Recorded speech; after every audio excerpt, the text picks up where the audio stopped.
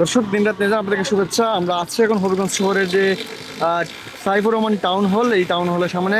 আপনারা জানেন যে আসলে হবিগঞ্জের হবিগঞ্জ পৌরসভার মালিকানাধীন যেই একটি অডিটোরিয়াম, এই অডিটোরিয়ামটি 2005 সালে তৎকালীন মেয়র জি.কে. ঘোষ, তিনি আসলে একটি সাবেক অর্থমন্ত্রী, প্রয়াত অর্থমন্ত্রী এম সাইফুর রহমানের নামে নামকরণ করা হয়েছিল এবং সেই হলটি 2006 সালে উদ্বোধন হওয়ার পর থেকে কিন্তু আসলে 2019 সাল পর্যন্ত M Saifur Rahman town hall নামেই পরিচিত ছিল। কিন্তু এরপর 2019 সালে যখন নির্বাচন হয় পৌরসভার, এরপর যিনি দায়িত্বে এসেছিলেন তিনি এবং স্থানীয় সংসদ সদস্য মিলে এই নামটি আসলে পরিবর্তন করে শুধুমাত্র টাউন হলেই হল রাখা হয়েছিল। কিন্তু সেই নামটি এখন আবার এই সরকারের পতন হওয়ার পর, সরকার পদত্যাগ করার পর, এটি যুবদলের হবিগঞ্জ জেলা যুবদলের নেতাকর্মীরা তারা আসলে পুনরায় এটি সাইফুর রহমান টাউন হল নামেই আবার স্থাপন করছেন, যেটি আসলে আমরা দেখতে পাচ্ছি নাম ফলক, সেই নাম ফলকটি লাগানো হচ্ছে। এবং যারা আসলে এর আগে আমরা যেটি দেখেছিলাম যে বিভিন্ন সাইনবোর্ড বা বিভিন্ন টাইলসে তাদের যে সাইফুর রহমানের যে নাম ছিল সেই নামগুলো মুছে ফেলা হয়েছিল, সেই নামগুলো কিন্তু এখন আবার তারা কালি দিয়ে মুছে ফেলা ছিল, সেই নামগুলো কিন্তু আবার তারা এখন সেই কালি মুছে আবার পুনরায় সাইফুর রহমানের নামে কিন্তু এই নামটি করা হচ্ছে। আপনারা দেখতে পাচ্ছেন এখন আমরা আছি সাইফুর রহমান টাউন হলে। সাইফুর রহমান টাউন হলে কিন্তু এই যে নাম ফলকটি, যেটা আসলে ভিত্তিপ্রস্তর স্থাপন করেছিলেন তিনি নিজেই, যিনি সাবেক অর্থমন্ত্রী এম সাইফুর রহমান, তিনি আসলে এটি 2005 সালের 11ই আগস্ট এটি তিনি ভিত্তিপ্রস্তর স্থাপন করেছিলেন এবং এরপর এটি উদ্বোধন করা হয়েছিল 2006 সালের দিকে।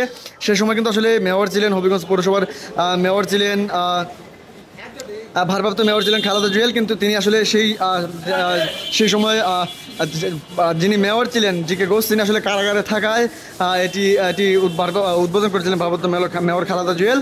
আর যেটি এখানে আসলে দেখা যাচ্ছে, আমরা দেখতে পাচ্ছি যাদের M Saifur Rahman town hall যাদের প্রচেষ্টায় নির্মাণ প্রকল্প বাস্তবায়িত হয়েছিল, সেই সময়ের লেখা রয়েছে মেয়র জনাব আলহাজ জি.কে. ঘোষ এবং কাউন্সিলর বিন্দু যারা ছিলেন, 9টি ওয়ার্ডের কাউন্সিলর এবং 3টি ওয়ার্ডের তিনজন নারী কাউন্সিলর, 9টি ওয়ার্ডের, তারা আসলে এখানে এই তাদের নামগুলো এখানে লেখা রয়েছে। এছাড়া কিন্তু যারা প্রকৌশলী দায়িত্ব পালন যারা ছিলেন এবং কর্মকর্তাবৃন্দ যারা ছিলেন তাদের নাম কিন্তু এখানে লেখা রয়েছে। এবং যেটি আসলে দেখতে পাচ্ছি আমরা 2005 এবং 6 সালে এটি নির্মাণ করা হয়েছিল এবং এটির ব্যয় ছিল 1,28,87,332 টাকা।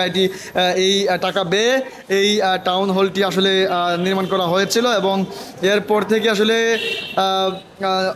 এরপর কিন্তু আসলে এটি আমরা দেখেছি বিভিন্ন রাজনৈতিক বা বিভিন্ন সংগঠনের পক্ষ থেকে বা বিভিন্ন সামাজিক সংগঠন আসলে এই হলটি ব্যবহার করে তারা আসলে তাদের যে কার্যক্রম সেই কার্যক্রম চালিয়ে যাচ্ছিলেন এবং চালিয়ে আসছেন এখনও।